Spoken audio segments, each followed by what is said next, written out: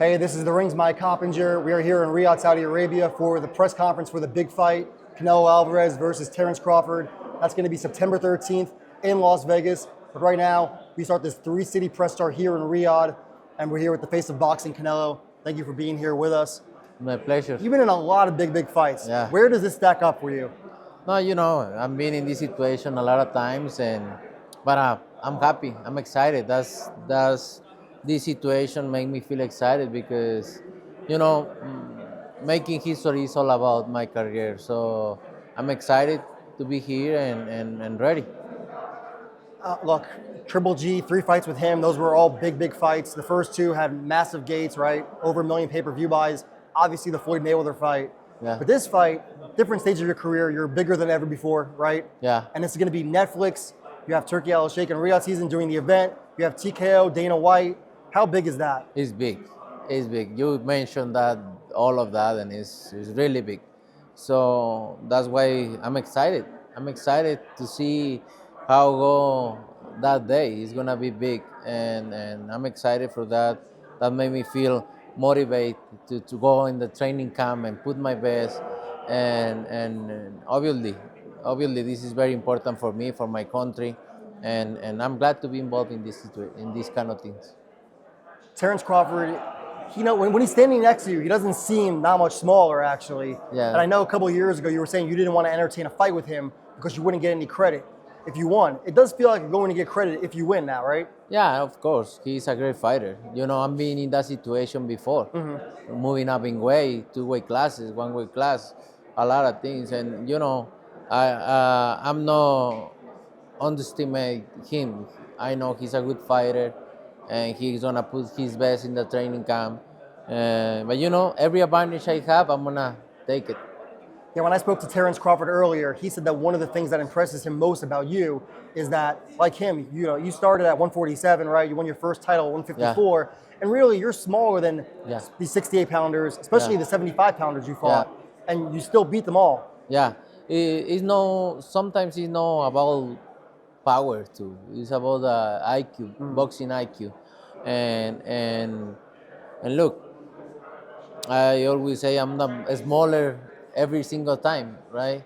So, but it's all about confidence. It's all about the boxing IQ, and I have everything. So, but look, your power is tremendous, and people think that you have one of the best chins all time. Period.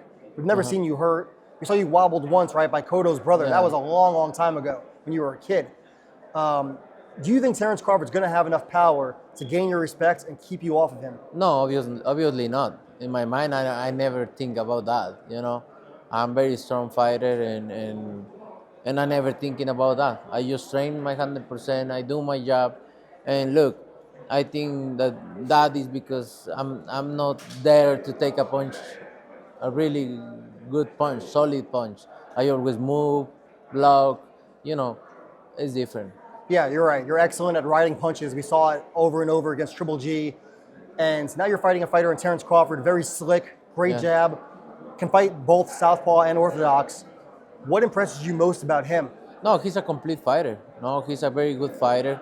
But I'm being there with every single style. Obviously, it's different because he changed the guards and everything. But I need to adapt myself to anything. I hope he come with the mentality to put a great show, and that's it. It's been a few years since you scored a knockout, but I don't think you get enough credit for your power in those fights because it seems like these fighters taste your power and then they kind of go into a shell, right? Yeah. Berlanga, you dropped him, you dropped Charlo, you dropped John Ryder, and you busted him up pretty good. And then William Skull, we saw what he did. He did not want to engage. Terrible, yeah. Do you think that Skull felt your power too and was like, all right, enough of that? I don't know. I don't even understand. I don't even understand why he did that kind of fight. I still don't understand. But I turn on the page and move forward because it's very deceptional. Very deceptional. But it is what it is.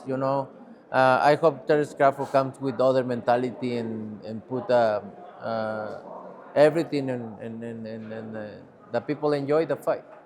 Right, I think that's the most important thing here for the sport of boxing. Is Yeah. that the people enjoy the fight. We've had a lot of these anticipated fights over the years. Yeah. I think back to Mayweather Pacquiao. That was not very good. Yeah, Do you think you guys can deliver the fight that? by my side. But yours, of course. By my side, I'm gonna put my best, and I'm gonna try my best to put a great show. You know my style. My side, if I move, it's gonna be a great fight. If I go forward, it's gonna be a good fight.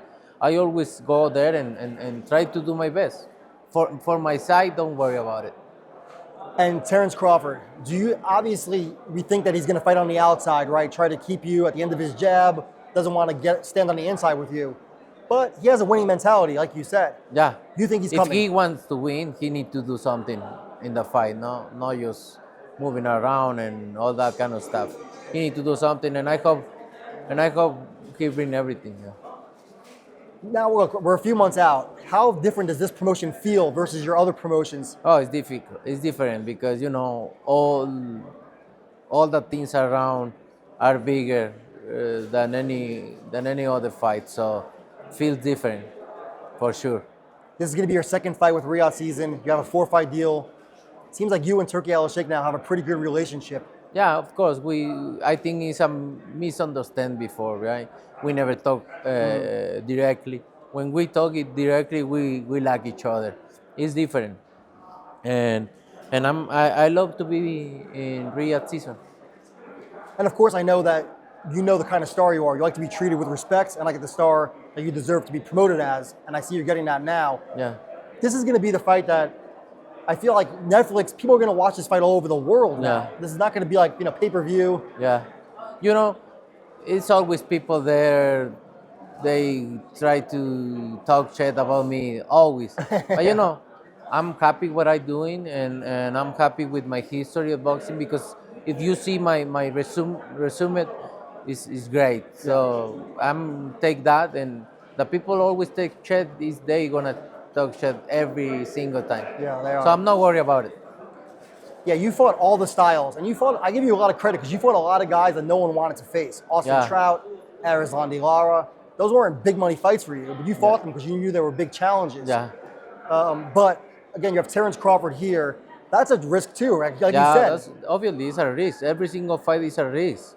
This fight is a risk. He's a great fighter. He's good fighter, one of the best in the last years. So it's gonna be a good fight, and I'm ready.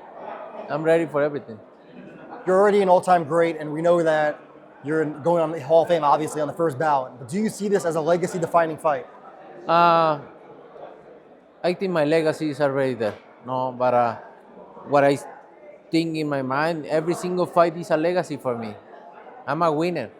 I'm a winner, and I just want to win. And you fought in stadiums many times now. Do you prefer fighting in stadiums or arenas? Whatever. Doesn't matter. Whatever. For me, the support of my people is always there, and I feel the same if it's a stadium or arena, wherever. I just love being in there.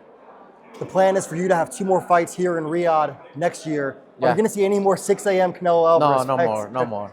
I experienced that, and believe me, it's very hard. It's very hard, and I'm not gonna do it again. It's gonna be nighttime.